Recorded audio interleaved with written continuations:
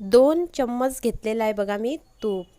आणि आता यामध्ये मी एक बर्फाचा तुकडा घेऊन त्याला मिक्स करून घेत आहे या पद्धतीने बघा।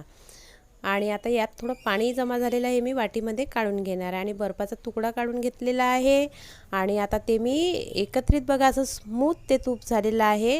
असं या पद्धतीने आपण त्याला असं फेटून घ्यायचं आहे बघा। या पद्धतीने आपलं तूप तयार होईल।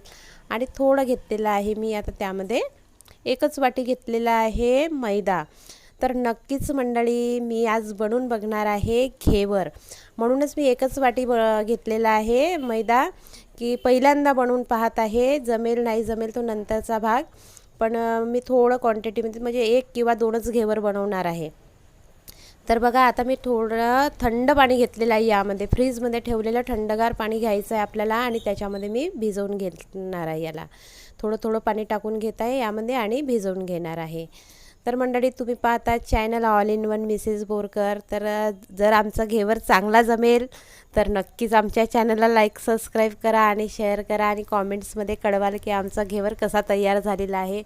तर बघा या पद्धतीने मी भिजवून घेतलेला आहे। थोडे जर गडे दिसत आहे तर मी चाळणीने त्याला बारीक करून घेणार आहे। तर बघा या चाळणीच्या साहाय्याने मी त्यातले गडे बारीक करून घेतलेले आहे। या पद्धतीने करायचं आहे आपल्याला, हे बघा। आणि यामध्ये थोडं गाळा आहे म्हणून मी थोडं 1 चम्मच थंडच पाणी टाकायचं, यामध्ये गरम पाणी टाकायचं नाही, नाहीतर तूप पूर्ण वर येईल त्यातलं।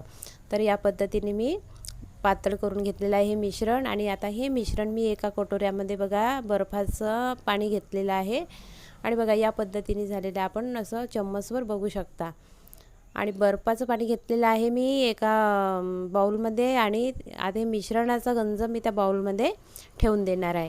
आणि एकीकडे घेतलेला आहे गंजामध्ये मी तेलच घेतलेलं आहे, कारण तुपाचा वापर करेल, पहिल्यांदा बनवून पाहत आहे। तर तुपाचा नासोडा झाला नाही पाहिजे, तूप आपला नास नाही झालं पाहिजे, म्हणून मी तेलाचाच प्रयत्न करत आहे, तेलामध्ये बनवून बघत आहे। तर बघा असं थोडं थोडं क्वांटिटीमध्ये मी टाकत आहे त्यामध्ये।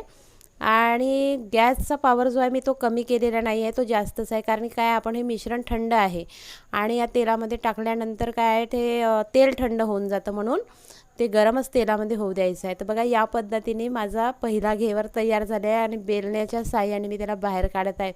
परफेक्ट झाला असं मला वाटते आहे। आणि मी फक्त 2च घेवर बनवलेले आहे बघा। आणि काल बनवली होती मी रबडी, त्याचा व्हिडिओसुद्धा टाकलेला आहे। तर ते यावर मी लावून घेणार आहे आणि थोडासा गोड पाक केलेला आहे मी, तो त्यावर टाकून घेतलेला। काल बनवलेली रबडी मी यावर टाकून त्यावर थोडं काजू आणि बदामनी सजवून घेणार आहे त्याला। तर बघा या पद्धतीने झालेला आमचा घेवर तयार।